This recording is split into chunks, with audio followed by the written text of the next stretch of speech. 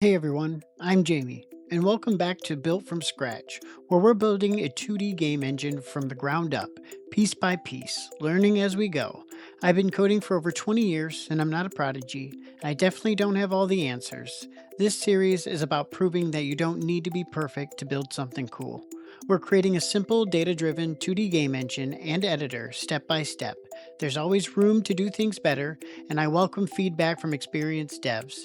If you're new, remember, there's no right way, just a way that works. We'll learn, adapt, and keep it modular so we can improve down the road. If that sounds good, like, subscribe, and share to follow along. Let's dive in. Spreading knowledge, one byte at a time. All right, let's recap where we are. Over the past 5 episodes, we've built quite a bit. Episode 1, we set up our workspace from scratch using Bun.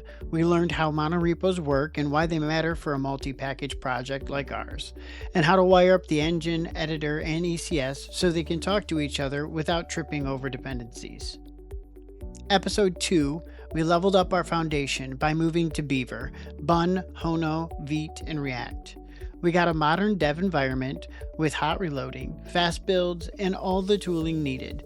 Then we built our first renderer, a simple, focused module that does one thing, turns data into pixels. We drew our first square on the screen, and it felt great. In episode 3, we built the core engine loop. That's the heartbeat of the whole system. The update loop running at 240 ticks per second for simulation, and the render loop running at 60 frames per second for visuals. We separated concerns, locked in fixed time steps, and made sure physics wouldn't go haywire if the frame rate dropped. We also introduced the core package, our master kit, that bundles everything together while keeping individual packages publishable and reusable. Episode 4, we implemented the entity component system. Entities are just numbers, coat hooks to hang data on. Components are bags of data like position, velocity, and shape. Systems are logic that acts on that data every frame. We hooked it all up so our square wasn't hard-coded anymore. It's an actual entity with components being processed by systems. Same visual result, completely different architecture. In episode 5, we built out the editor UI. We added resizable panels using React resizable panels and created a toolbar with tool buttons, added a hierarchy panel, controls, assets, and inspector. We also implemented a game provider using React context, so all of our panels could access the engine, renderer, and world without prop drilling. It looked professional, but most of these panels are just static UI. They couldn't actually interact with the world yet, and that's where we are now. We have a beautiful editor interface, but it's mostly cosmetic.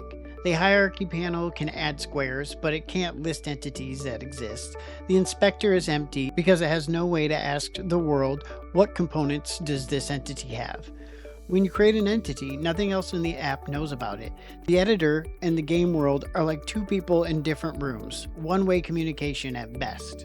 Today, that changes. We're going to make our ECS world truly interactive by adding 3 major features. First, an event system.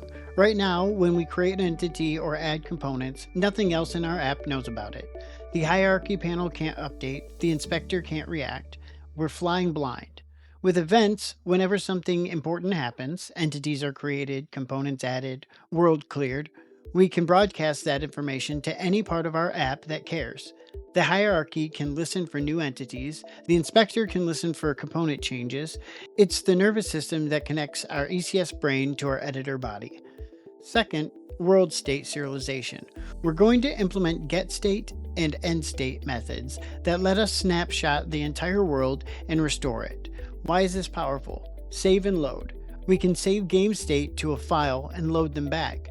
Undo and redo. We can snapshot before every change and roll back if needed. Network sync. We can send world state over a WebSocket for multiplayer, debug, and inspect. We can examine exactly what's in the world at any moment. All of this from 2 simple methods. Third, query methods for the editor. We're adding get entities to list all entities and get components to inspect the specific entity's data. These seem simple, but they're the building blocks for everything we'll build next. The editor needs to ask questions and the world needs to answer. And finally, we're refactoring the game hook to expose refs instead of direct values. The editor needs direct access to the world, renderer, and engine to do its job. We can't just pass down FPS as a string. We need the whole engine so panels can query it, modify it, and react to it. Before we dive into code, let me paint this picture of why this matters. Right now, our editor and our game world are like two people in different rooms. The editor can shout "add a square," and something happens, but it has no idea what's actually in the world. After today's changes, they'll be in the same room talking constantly. This bidirectional communication is what makes an editor feel alive. It's the difference between a dead UI and a living tool. Alright, enough theory, let's build this thing. Alright, first thing we're going to do is come into our types within the ECS. We're going to, let's get rid of this. We don't really need that helper anymore. We'll just say component schema. Then we're going to create two new interfaces. Export interface entity state, and that will be an ID of entity and components, which will be a record with string and component schema. Then we'll export interface world state, which will just be entities, which will be entity state, an array of entity states. Now we can come into our index.ts and we can import those. So world state and entity state. So we'll be using those here. We're going to be making some changes. One thing I want to do is add that event system. So we'll have a private listeners, which will be equal to a new map with string and a set of functions. Like so. Now we need to create a method for subscribing to events. So we'll say public on event string, and then you'll pass a callback, which will be a function. And then we'll return a function that allows the subscriber to easily unsubscribe. So how we do that is first we're going to check our map. So we'll say if this.listeners.has event. So if it doesn't have the event, then this.listeners.set event as a new set. And then after that, we say this.listeners.get event. And then we will add that callback to that set. Then we can return that function that allows the consumer to unsubscribe. So this dot listeners dot get event dot delete callback. So this way we actually have a function we can call to easily unsubscribe essentially to that event. Now we need a method to emit events. So we'll say private emit event, which will be a string, and then we can optionally pass in any data we want. So we'll say this dot listeners dot get the event, and then we will optionally change or chain for each callback, and then we'll run that callback, passing in the data. And now we can start to utilize this system within some of our methods.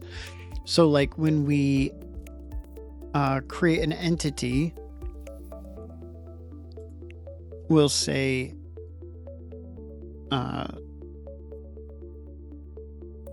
this dot emit entity created, and then we'll pass in the entity ID of ID there.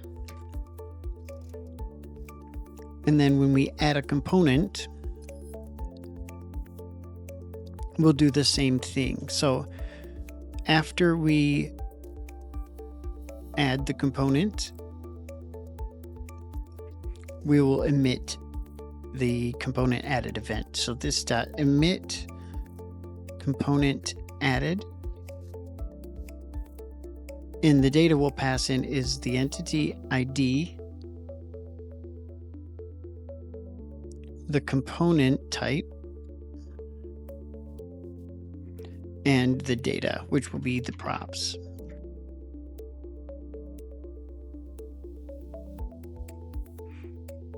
So we have get component.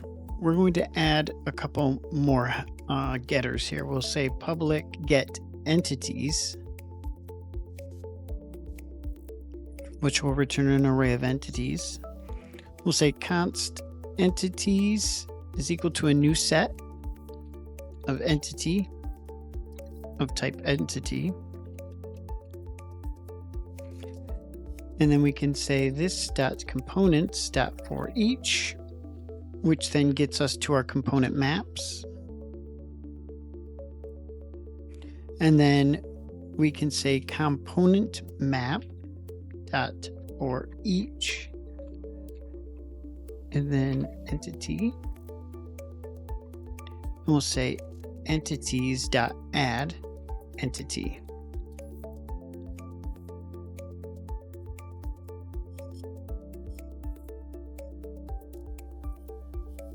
And that should be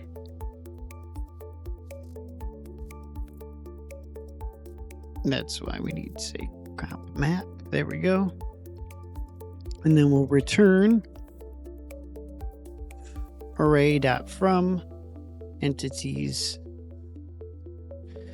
and then we'll sort them A, B, A minus B. Now I want to create a method for getting all the components from an entity. So public get components, we're taking an entity, and it returns a record string components schema. Component schema. So we'll say const result is of type record, string, and component schema. It'll be a blank object to start. Then we'll say this dot components dot for each component map component type,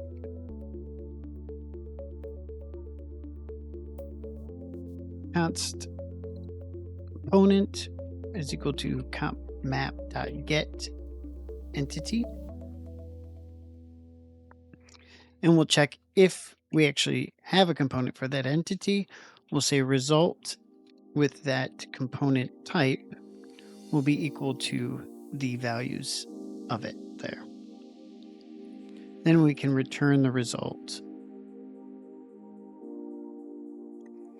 Now we want to be able to get and set our state. So we'll say public get state returns a world state, const entities, which will be entity state. It will be an array of them. It will be equal to this dot get entities dot map the ID,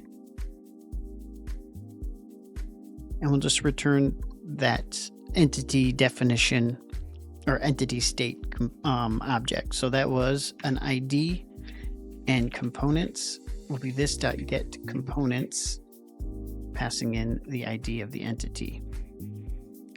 Then we can return the world state, which is an object with entities. Now we want to be able to set the state as well. So public set state We'll take in a world state and return void. We'll say this dot components dot for each map, and then we will clear that map.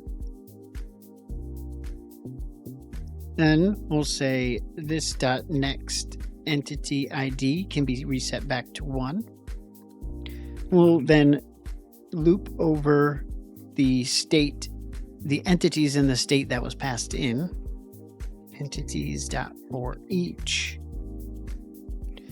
and we can destructure that. So we have ID and components. Say if ID is greater than or equal to this dot next entity ID. This dot next entity ID is equal to ID plus 1.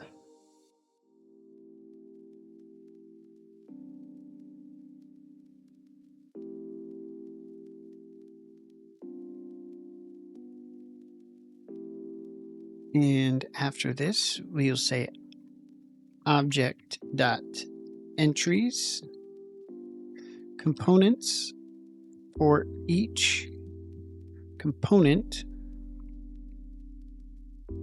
We have type and data.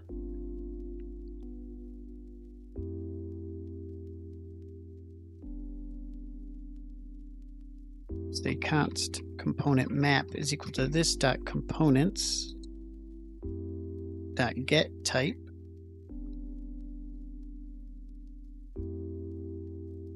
If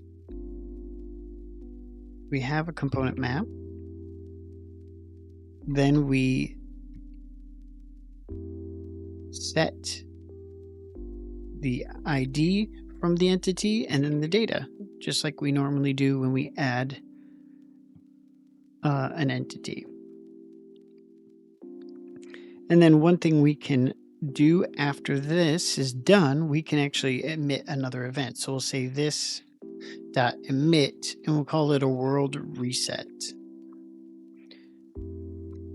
Entities, and this dot get entities.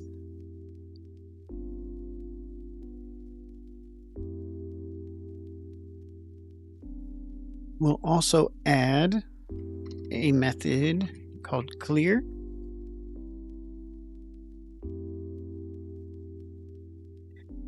So we'll say const entity IDs is equal to this dot get entities.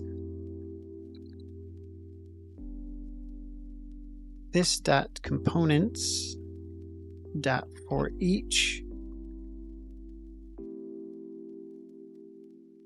and then map dot clear. We can reset next entity ID back to 1, and then we will emit world cleared, removed entities, entity IDs,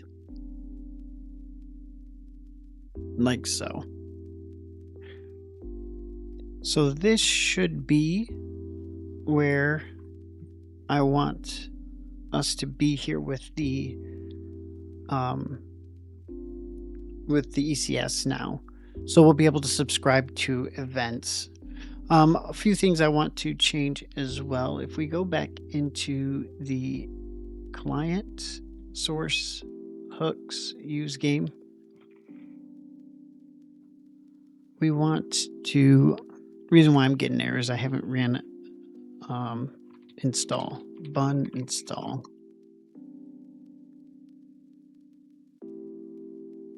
So I want to change in here, I want to change a few things. Bun run build. For one, I want this, we're not going to return the FPS like that anymore. And then we'll also return a renderer ref,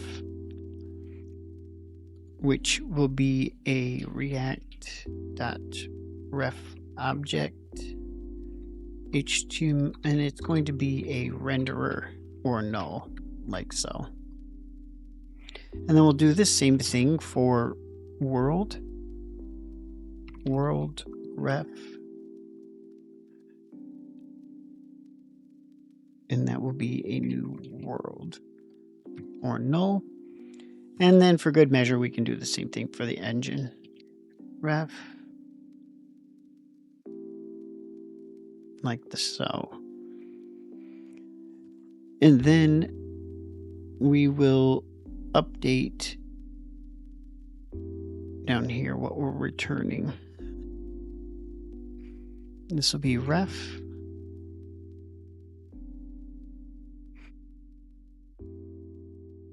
world ref, and engine ref. All right, so now we are ready to subscribe to these events, and we can start to utilize them in the editor as well. Okay, and also we need to get rid of the FPS up here. And this should be fine for now. One thing I do want to do as well is go into our component editor hierarchy, and we don't have a renderer anymore. We have a renderer ref. And then what we can do is say const renderer is equal to renderer ref.current. There we go. And then we should still essentially be able to add our squares.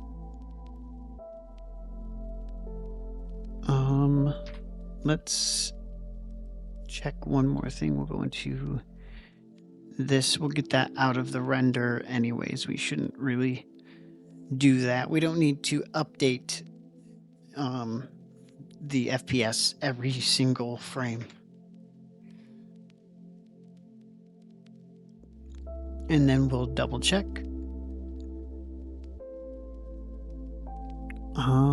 Looks like because of that, we're not really using the use state anymore, which is giving us a warning.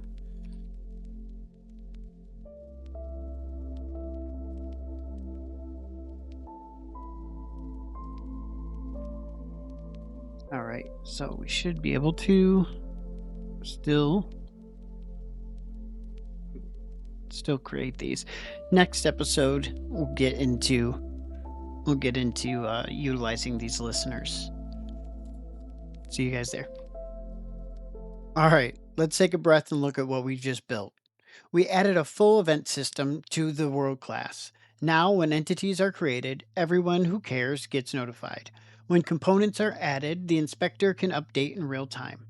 When the world is cleared or reset, the UI can refresh.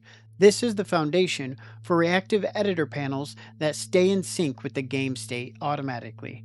We implemented state serialization with getState and setState. We can now snapshot the entire world, restore a snapshot, or clear everything with one method call. This unlocks save and load, undo and redo, network sync and debugging tools. It's a huge architectural win that will pay dividends in every future episode. We added a query API. The editor can now get a list of entities with getEntities, all the components for a specific entity with getComponents, and listen for changes to update the UI reactively. And we refactored the game hook to expose refs instead of direct values, giving the editor the access it needs to build powerful tools. These changes don't add flashy new visuals, but they're the foundation for everything we build next. It's like pouring concrete for buildings.